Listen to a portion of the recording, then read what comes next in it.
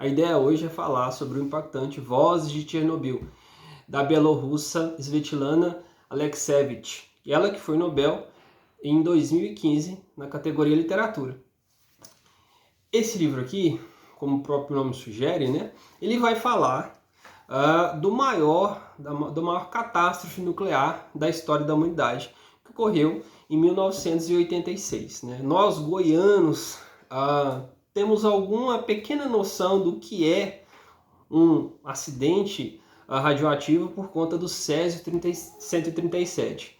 Mas agora você, goiano, que está me vendo, pensa o Césio potencializado milhares de vezes. Basicamente, é isso que aconteceu nesse país pouco conhecido, né, pelo menos por nós, aqui no interior do Brasil, no interior do estado de Goiás. A ideia do livro foi, ao longo de 20 anos, a autora ouviu centenas de pessoas que foram afetadas de alguma forma por esse trágico incidente nuclear. Ela levou esse tempo todo para fazer esse compêndio e por isso chama-se Vozes de Chernobyl, porque são centenas de depoimentos dessas mesmas pessoas. Mas o que é importante dizer? Eu cheguei a esse livro através de uma lista, né? A ideia é conhecer todos os países do mundo através de sua literatura. E eu me guio por uma lista de um site colaborativo que lista qual é o livro mais lembrado de cada país do mundo. E esse aqui foi apontado como o livro mais lembrado da Bielorrússia. Mas é uma coisa que já me aconteceu logo de cara, mas a Chernobyl não fica na Ucrânia? Sim, fica no norte da Ucrânia. E a Bielorrússia, também conhecida como Belarus ou Belarus, fica ao norte da Ucrânia. Ela está ali próxima à Rússia, próxima à Ucrânia, então está ali na parte oriental da Europa. Muito embora esse acidente, essa catástrofe radioativa tenha acontecido na Ucrânia, ao norte da Ucrânia, em razão, porque o acidente basicamente, muito grosso modo, foi o quê? Uma usina nuclear destinada à produção de energia elétrica. Teve, em um dado momento, em 26 de abril de 1986, teve um problema e teve uma explosão da proteção do reator nuclear. Essa explosão, né, culminou com a retirada dessa proteção de um dos 4 reatores da usina, gerou um incêndio. E a partir daí, milhares de toneladas de partículas radioativas foram expelidas na atmosfera. Muita coisa caiu ali por perto, mas muita coisa também foi levada por ventos. Foram formadas nuvens radioativas e foram parar, boa parte delas, na Bielorrússia, que faz fronteira com a Ucrânia. Hoje, disse que cerca de 70% da radiação dessa catástrofe foi parar na Bielorrússia. Então, por isso que a gente vai falar de Chernobyl no âmbito da Bielorrússia. Foi um impacto gigantesco. E é um ponto também que eu levanto, né? A literatura, ela é a expressão do ser humano. A expressão do ser humano em um dado contexto histórico. Então, assim, é impossível dissociar a literatura do contexto histórico no qual ela se insere. E aqui esse talvez seja um dos principais exemplos disso. Um fato histórico, trágico, marcou a literatura de um país. Tanto é que o livro mais lembrado daquele país é esse aqui. Então, assim, o que eu acho interessante? É claro, aqui é um compêndio de testemunhos do que a autora chama de monólogos, né, de pessoas que vivenciaram aquilo ali, vivenciaram e vivenciam o acidente nuclear de alguma maneira. Ela ressalta o fato de que o foco dela é tratar o acidente nuclear sobre a perspectiva do cotidiano das pessoas, né? Então é uma visão de mundo, eu acho bem interessante, uma visão de mundo, uma visão de história que ela tem, segundo a qual é também importante a gente não analisar os fatos históricos não apenas sobre o viés do poder econômico, do viés internacional, mas também, e talvez sobretudo, a partir de como as pessoas simples lidaram com aquilo ali. Então, logo no início, ela diz o seguinte acerca dessa percepção e dessa perspectiva sobre a qual ela buscou relatar aqui. Quanto a mim, isso aqui é a autora falando, quanto a mim, eu me dedico ao que chamaria de história omitida, aos rastros imperceptíveis da nossa passagem pela Terra e pelo tempo. Escrevo os relatos da cotidianidade dos sentimentos, dos pensamentos e das palavras. Tento captar a vida cotidiana da alma, a vida ordinária das pessoas comuns. Aqui, no entanto, nada é ordinário. Nem as circunstâncias, nem as pessoas que, obrigadas pelas circunstâncias, colonizaram esse novo espaço, vindo assumir uma nova condição. Chernobyl, para elas, não é uma metáfora ou um símbolo, mas a sua casa. Então, interessante, eu acho interessante isso, porque aqui não é só um livro com curiosidades, monstruosidades, as piores coisas que aconteceram e acontecem com as pessoas daquele lugar. É mais do que isso. A gente vai entender e vai investigar ali o ser humano, como ele vai se portar numa situação tão adversa quanto essa. E agora um ponto que eu destacaria como um ponto negativo, para não ser esse aqui um vídeo muito panfletário, né, só de fazer jabá de livro, mas também pontuar o que de fato eu senti ao lê-lo, é que como são muitos monólogos de testemunhas de pessoas que lá viveram e vivem, vai ficando, são muitas narrativas fragmentadas, né? Isso também chega a um ponto que fica cansativo. É claro que cada percepção, cada vida é única, mas para a gente, enquanto leitor, me colocando aqui enquanto leitor, isso vai ficando um tanto quanto cansativo. Mas isso não vai prejudicar a riqueza de experiências que a gente consegue vivenciar através desses relatos. Como que começa? Como que se estrutura o livro? Primeiro, além dos testemunhos, antes disso, como é marcante aqui a importância do fato histórico para o que foi concebido no livro como um todo, há uma nota histórica. Logo de cara, faz-se uma breve explanação do que foi o acidente nuclear de Chernobyl ou Chernobyl. Num segundo momento, é a autora entrevistando ela própria, que vai ser onde ela vai falar isso, da perspectiva sobre a qual ela procura escrever. E num terceiro momento, ela vai dar vazão, de fato, aos depoimentos que ela colheu ao longo das 2 décadas. E como começa? Começa já com um dos depoimentos mais marcantes, com a moça jovem, cujo marido era bombeiro. E ele, junto com seus colegas de trabalho, foram os primeiros a chegar ali na usina para apagar o incêndio. E aí começam os erros. Eles foram chamados para apagar um incêndio. Basicamente isso. Não foram protegidos contra a radiação. Então, assim, foram as primeiras vítimas daquilo ali. E esse marido dela que chega lá e apaga esse incêndio no topo do reator, porque foi a cobertura do reator que explodiu e pegou fogo, eles vão sofrer muito, porque eles sofreram pesadas ondas de radiação. E aqui, em um dado momento, por exemplo, ela relata quando o marido dela já está em Moscou, porque eles imediatamente foram hospitalizados e levados para Moscou.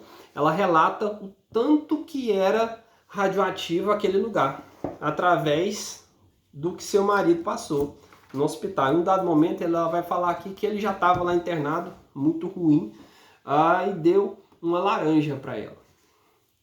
Ela relata o seguinte: um dia me ausentei. Ao voltar, vejo sobre a mesa uma laranja grande. Não amarela, mas rosada. Ele sorri. Ganhei de presente. Pegue para você. A enfermeira me faz um sinal através da cortina para não comer, uma vez que ficou algum tempo ao seu lado. Não é que se possa comer, é que até tocar é uma temeridade. Venha comer, pede ele. Você adora laranja. Então, um gesto simples, mas se pôde perceber o quão nocivo era aquele material radioativo e quanto mal ele fazia para o ser humano. E logo na sequência, diz o seguinte, ela continua relatando a experiência com o marido dela. Há um fragmento de uma conversa, agora me veio a lembrança. Alguém tentava me convencer. Você não deve se esquecer de que isso que está na sua frente não é mais o seu marido, a pessoa que você ama, mas um elemento radioativo com alto poder de contaminação. Não seja suicida. Recobre a sensatez. Tamanha era a periculosidade daquele material. E assim começa e gradativamente várias vozes são ouvidas, porque aconteceu o acidente, o incêndio, a contaminação da região, foi formado o que eles chamaram de zona de exclusão, que era onde ali próximo, já na Ucrânia ainda e boa parte da Bielorrússia também, não se podia chegar, porque lá estava mais contaminado. Então a gente vai entender a lógica da proibição das pessoas chegarem naquele lugar, a retirada e a evacuação das pessoas daquelas regiões.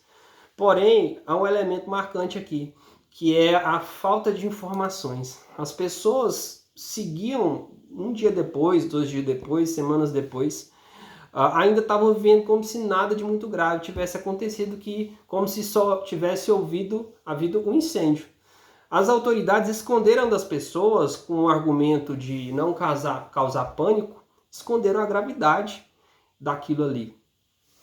Se, por um lado, pessoas estavam chegando todas revestidas de inúmeras proteções, máscaras de gás, luva de borracha, roupa toda de proteção, bota de proteção, passavam ao lado de crianças brincando da areia e nadando no rio que era puro material radioativo. Então, fica evidente também a negligência de muitas autoridades naquele contexto, que era um contexto, importante dizer, né? Guerra Fria, essa catástrofe nuclear culminou também, ajudou muito com a queda da União Soviética, então estava vivendo um momento de final da União Soviética. Então, um clima de muita desconfiança, né? As autoridades recusando a acreditar que aquilo era apenas um incidente, mas suspeitando que poderiam ser inimigos externos que teriam causado aquilo, poderia ser um atentado. Então esse clima de desconfiança também atrapalhou e prejudicou muito, gerando milhares e milhares de mortes naquela região, mas sobretudo em Belarus. Além disso, também há muitas críticas, além do comportamento das autoridades, dos próprios cientistas da época. Eles mesmo entendendo como era a radiação, ainda assim se recusavam a acreditar, porque eram muito ideologizados, né? Então, questionar aquilo era meio que cometer uma traição ao sistema soviético. Esse é um elemento importante também. Outra coisa, já no final, que me chocou bastante, claro, a percepção de donas de casa, de trabalhadores, os que trabalharam ali, dos idosos que relutaram muito em sair de suas casas, crianças, né? Tem os depoimentos das crianças. Impactou tanto a vida que a radiação passou a ser parte das brincadeiras, inclusive, das crianças. Em um dado relato aqui, uma criança relata acerca do seu irmãozinho mais novo. Ela diz o seguinte: eu tenho um irmãozinho pequeno. Ele adora brincar de Chernobyl. Constrói um abrigo, cobre de areia o reator, ou então se veste de espantalho e corre atrás de todo mundo. Eu sou a radiação. Eu sou a radiação. Ele ainda não existia quando aquilo aconteceu. Então, assim, o impacto é tão grande que afeta todos, dos mais novos aos mais velhos. E outro elemento também que eu destaco é o quanto essa catástrofe nuclear afetou, inclusive, a percepção de tempo das pessoas, porque não é uma coisa que acaba Isso já tem mais de 30 anos e até hoje tem muita coisa acontecendo, muita gente morrendo com câncer em razão da radiação. E calcula-se que aquela área, a zona de exclusão, tanto na Ucrânia quanto na Bielorrússia, só vai estar 100% boa para habitação daqui a 20 mil anos. Ou seja, quem viveu e traz consigo efeitos da radiação não tem perspectiva. Não tem nem ele, nem as próximas gerações dele. Então é uma coisa surreal que ninguém estava acostumado a lidar, né? E por fim também, destaque que eu achei bizarro, inclusive já foi alvo de matérias jornalísticas, há também uma espécie, nessa região, principalmente organizado pela Ucrânia, há um turismo nuclear. As pessoas, turistas, vão lá para ver, se vestem com material de proteção e vão lá para ver os destroços, porque a cidade de Pripyat e também na Bielorrússia foram evacuadas, boa parte delas. Então, cresceu, a vegetação voltou, animais selvagens com radiação se multiplicaram, não existe mais a presença do homem, então virou uma atividade econômica turística. Achei muito bizarro, inclusive. Isso vem lá no epílogo, na parte final, diz o seguinte: a Secretaria de Turismo de Kiev, que é a capital da Ucrânia, oferece viagens turísticas a Chernobyl. Foi elaborado um itinerário que tem início na cidade morta de Pripyat. Lá, os turistas podem observar os altos prédios abandonados com roupas enegrecidas nas varandas e carrinhos de bebê. E também um antigo posto de polícia, o hospital e o comitê municipal do partido. Aqui ainda se conservam, imunes à radiação, os lemas da época comunista. Da cidade de Pripyat, a expedição prossegue até as aldeias mortas, onde lobos e javalis selvagens, que se reproduziram aos milhares, correm soltos entre as casas e em plena luz do dia. O ponto alto da viagem, ou como assinala a propaganda, a cereja do bolo, é a visita ao abrigo, nomeado mais propriamente de sarcófago, construído às pressas sobre os escombros do quarto bloco energético explodido. O sarcófago está há tempos juncado de fendas através das quais supura o seu conteúdo mortal, os restos do combustível nuclear. Vocês terão coisas impressionantes para contar aos amigos quando voltarem. A experiência é única e não se compara a qualquer viagem às Ilhas Canárias ou a Miami, assim diz o anúncio. Então é surreal e impactante as várias nuances abordadas pela Svetlana Alexievich nesse livro aqui. Fica a recomendação: Nobel de Literatura de 2015, Vozes de Chernobyl.